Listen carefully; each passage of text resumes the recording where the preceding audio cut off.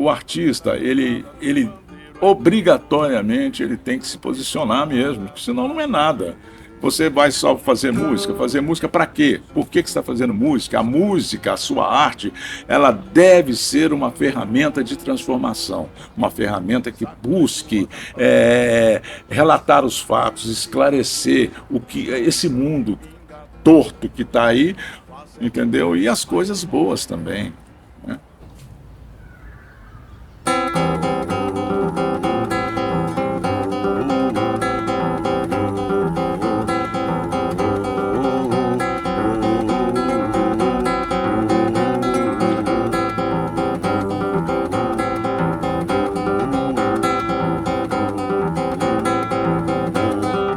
A pancada aplicada no pandeiro, aikido, o esquindo que dá no batuqueiro. Centra acorde no surdo couro com esquitum, país nenhum. Sacolejo o azar pra longe, ginga, diz que dá pro seu santo que sobe em branco e pinga. Faz é pro bem, mas pro mal não quer mandinga. Na raiz popular, que iaiá enche a moringa. E samba no pé, vem de dentro do mar, vem do rio da restinga. Quando parece morto, do bolso sai coringa. E samba no pé.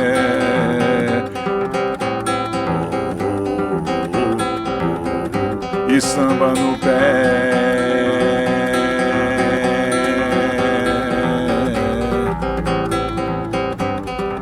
Desguelha na orelha do pandeiro, aikido.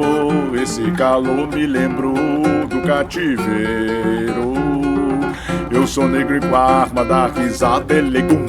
Não mais nenhum senhor vai dizer o que é bom no meu terreiro, ou transforma a caritada mala num pandeiro. Não nasci em dezembro, não vivi no mosteiro. Nós brotamos da terra no mês de fevereiro.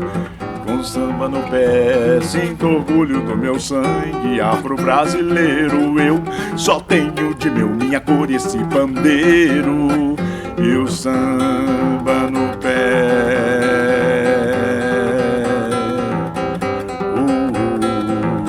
E o samba no pé.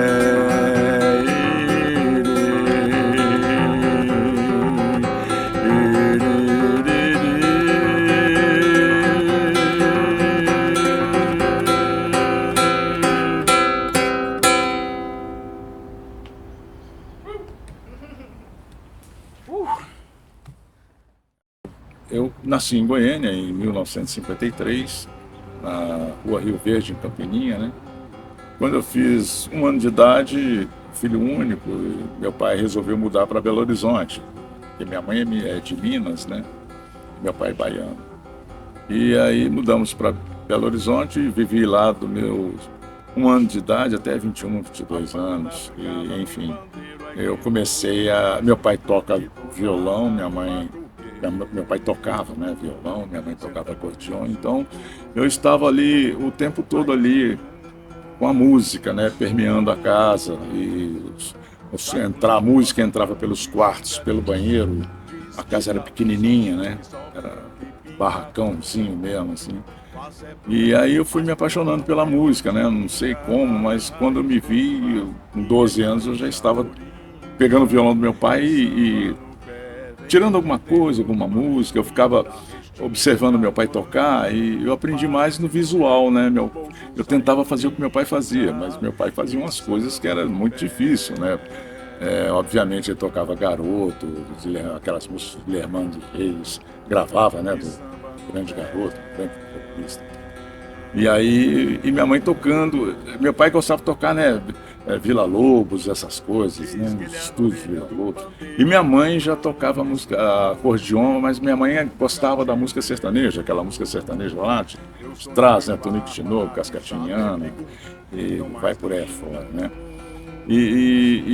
Então eu passei a pegar o violão do meu pai e me familiarizar com alguns acordes, com aquela coisa do início mesmo, né? E logo, isso eu tinha uns 10 anos, mais ou menos, 11 anos. E tinha um conjunto do lado da minha casa que ensaiava, eles faziam baile. E eu ia lá todo sábado, eles ensaiavam todas as sextas e sábados. E eu ia lá assistir um ensaio. Então, no ensaio, aí durante um ano, eu pegava o baixo, né? Pedia, né? Eu posso pegar o baixo? Tá, eu pegava o baixo ali, caramba. Eu comecei a associar o baixo com o violão, porque as 4 primeiras cordas do violão, né? Mi, Lá, Ré, Sol, são as mesmas do baixo. Eu falei assim, opa, já estou começando a ficar em casa, não? Eu já sabia onde é que era o Dó, o Ré, o Sol, tal, blá, blá. E aí pegava um pouquinho ali, de repente parava novamente para tomar um café, eu pedi o baterista, eu posso pegar na bateria e tal. De tanto ver o pessoal tocar, eu pegava ali naqueles poucos momentos ali que ele ia tomar um café e tentava imitá-lo. E assim foi. E aí o primeiro baile que eles fizeram foi... o primeiro baile que eu fui deles foi...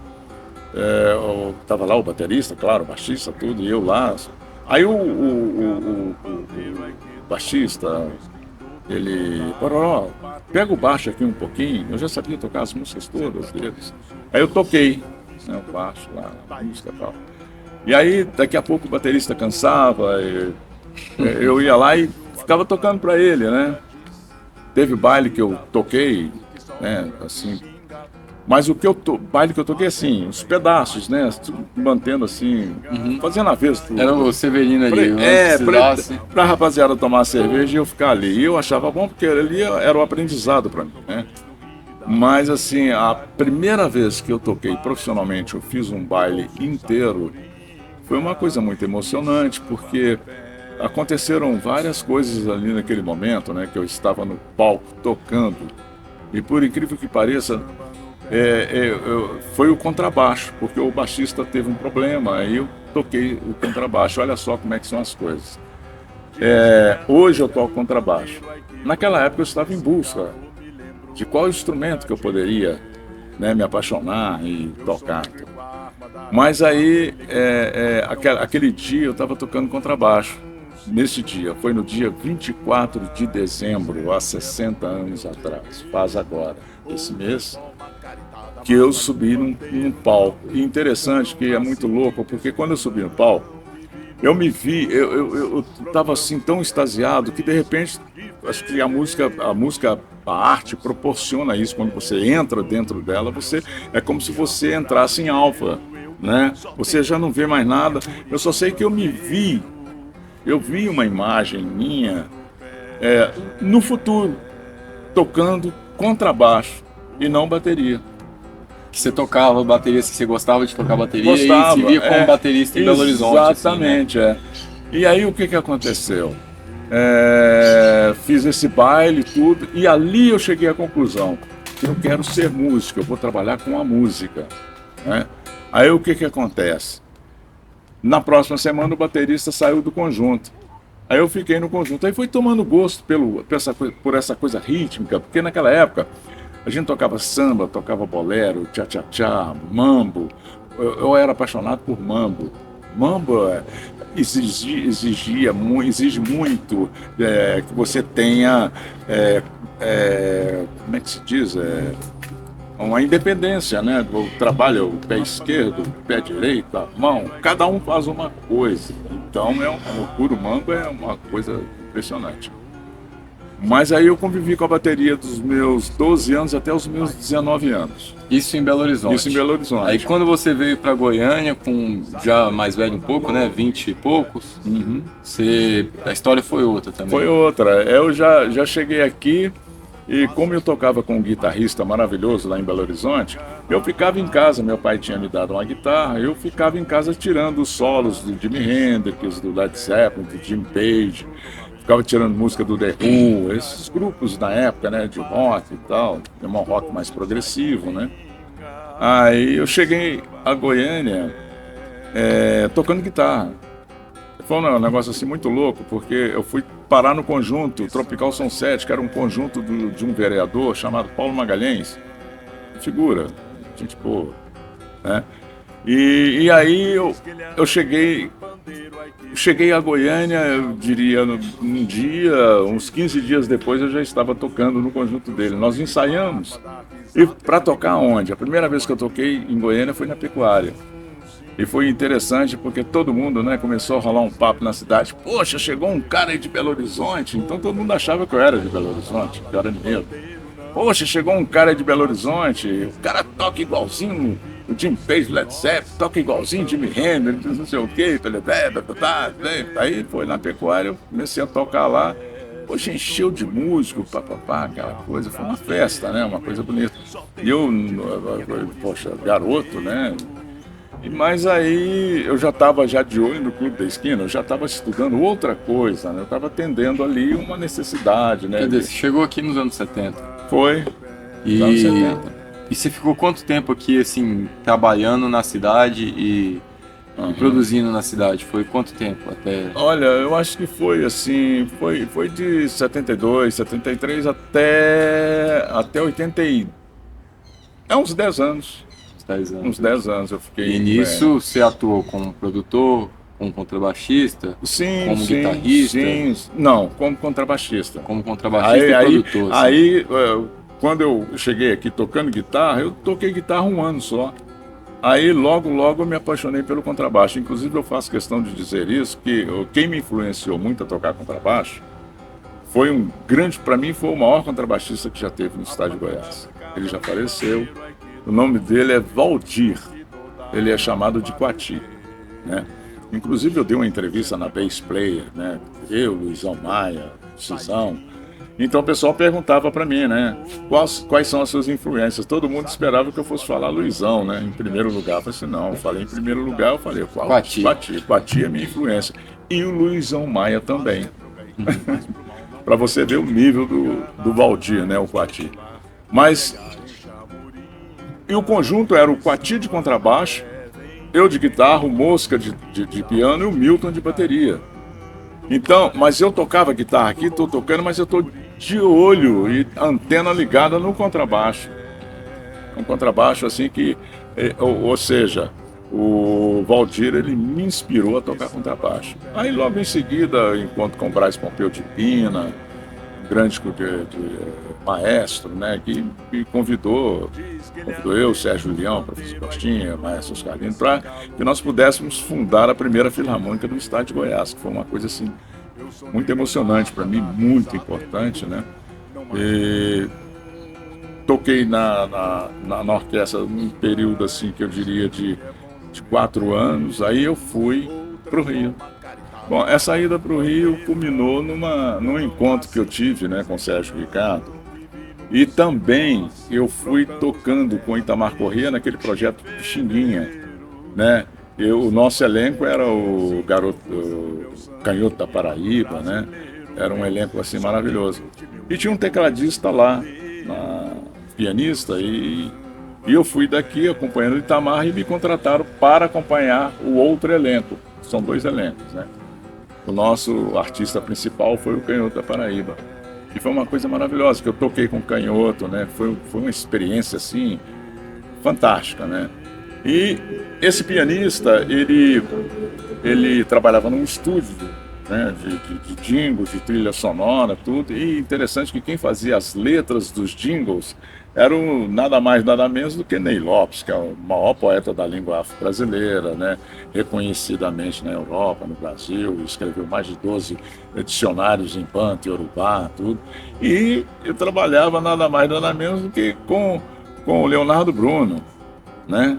Leonardo Bruno é simplesmente o filho do Abel Ferreira, que é o maior clarinetista brasileiro. Quer dizer, ali e o Wilson me convidou para trabalhar nesse estúdio, então deu tudo certo. Então o Sérgio Ricardo, toquei com ele aqui, né, tudo, e ele, pô, você conhece mesmo? Eu conheço. Aí eu chegando, toquei, e ele de cara me convidou para ir para o Rio de Janeiro. Morei com ele 1 ano e meio, 2 anos no apartamento dele, lá no Vidigal, né? E tocávamos todo dia e fizemos o trabalho, História de João Joana, um cordel sinfônico, onde quem escreveu o cordel foi o Carlos Drummond de Andrade. Quer dizer, você chegar no Rio de Janeiro, conhecer de cara Ney Lopes Leonardo Bruno, Carlos Drummond de Andrade, Chegar com o Sérgio Ricardo. Sérgio Ricardo, né? Que, A partir daí. Não, aí depois de quebra veio o Radamés em Átila, e aí eu fiquei em casa. Então ali eu pude perceber, e o Leonardo Bruno me dava muita força. Eu falava Bororó, porque eu ficava meio receoso, né? Natural, né? Será que as pessoas estão gostando? Tudo. O Leonardo falou assim, Bororó, faça o que você sabe fazer, faça o que você faz. Todos querem aqui o que você faz. Então, por que eu estou falando isso, Bororó? Porque você já tem identidade. Aí eu relaxei e, compreendendo o que o Bruno me disse, eu tomei ciência daquilo que eu estava propondo e aprofundei nisso. Então, assim... E a partir daí tudo aconteceu. Todo mundo. Tocou aí, com todo mundo, Bete Carvalho, viajou o mundo. Olha, e um mês e pouquinho de Rio de Janeiro eu já estava trabalhando no estúdio. O Leonardo Bruno chama a Bete Carvalho e me coloca na banda para substituir o Luizão. Né, que o Luizão foi para Gal Costa, que por incrível que pareça, eu fui para Gal anos depois. Quer dizer, aonde o Luizão passava, eu já estava passando também. É muito bacana isso, né? E o Luizão era um grande amigo meu, assim, nós éramos amigos de um ser humano maravilhoso. Me deu um maior apoio, sabe? E, inclusive, tem depoimentos dele aí, né? Poxa, coisas assim que emocionam quando ele se dirige à minha pessoa, né? Então, eu não vou falar o que ele falou, mas tem aí registrado. Tem muita paixão, né? Tem muita amizade. Tem amizade e admiração, né? Um pelo outro, né? E aí, daí pra frente... Todo mundo do samba, música instrumental, pessoal do samba. Vários países no mundo. Vários países. Centenas de discos, né? Nossa, viajei muito. Viajei a América Latina toda, né? Viajei Estados Unidos, costa a costa, Europa inteira. Eu estive na China, no Japão. Nossa, é uma loucura. A minha vida foi uma loucura. E eu ficava mais voando e viajando pelo Brasil do que propriamente em casa, né? Então era uma verdadeira loucura. Vida de viajante.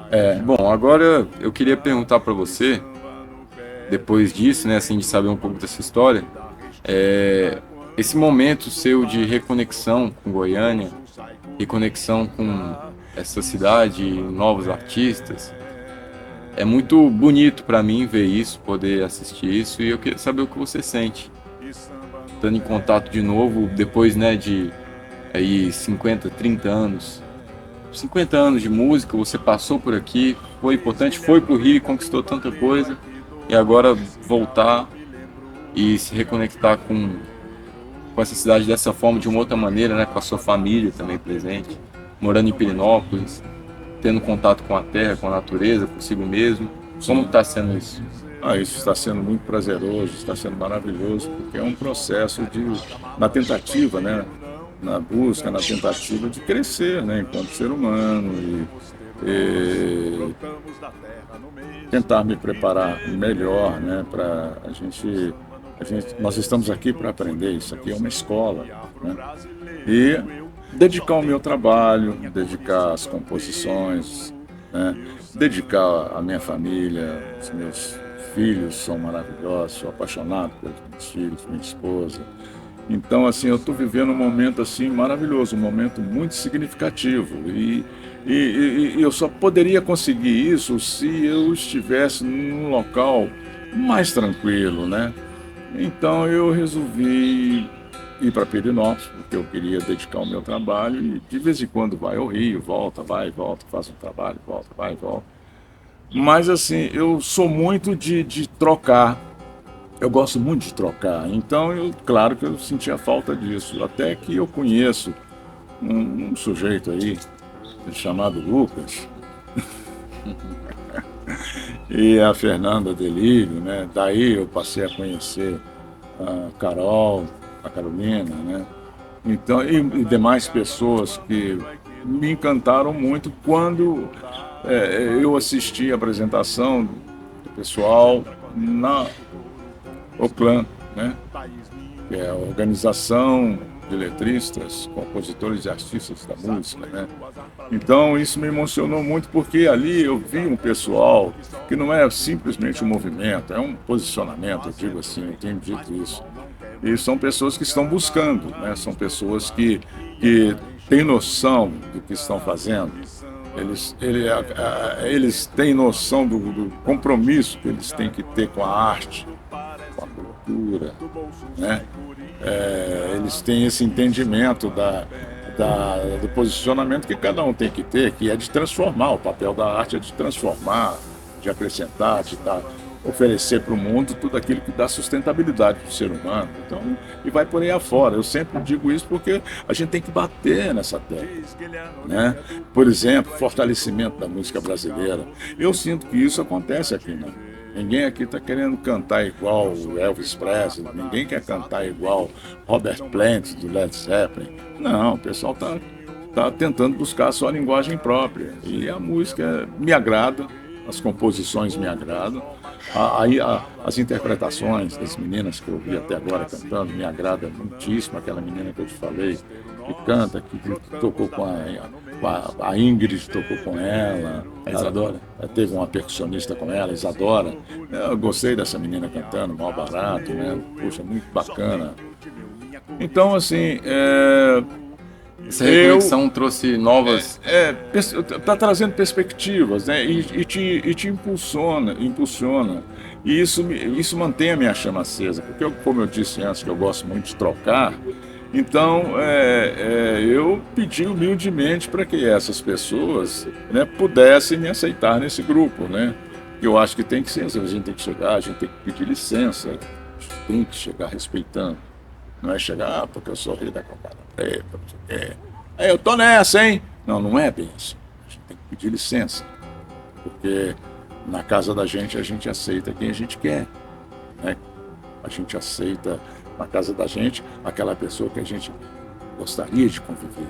Caso contrário, a gente é melhor sozinho do que mal acompanhado. A gente tem escolhas, né? E eu aprendi ao longo do tempo a fazer minhas escolhas, porque até então você vivia meio enrolado ali, achando que o outro ia mudar, que não sei o quê. Não, ninguém muda ninguém, né? A pessoa é o que ela é. Agora, cabe a você se sentir bem com determinadas pessoas ou não. Aí você escolhe, né?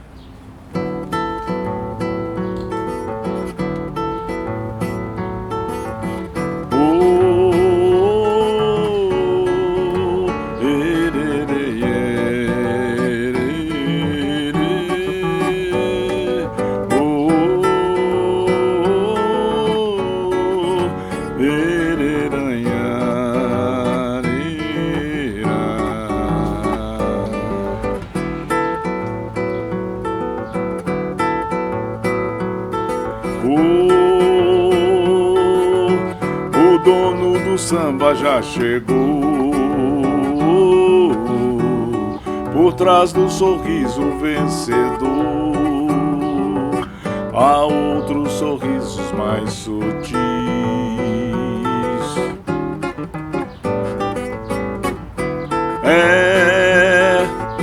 Qualquer pecador já percebeu que alguma magia aconteceu. Surgiu um Brasil desses Brasis.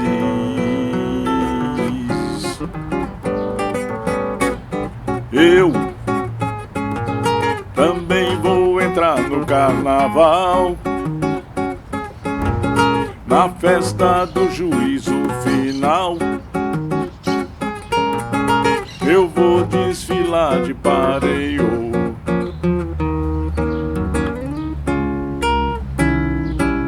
Não me deixe sozinho nunca mais. Chegou nossa vez de amar em paz,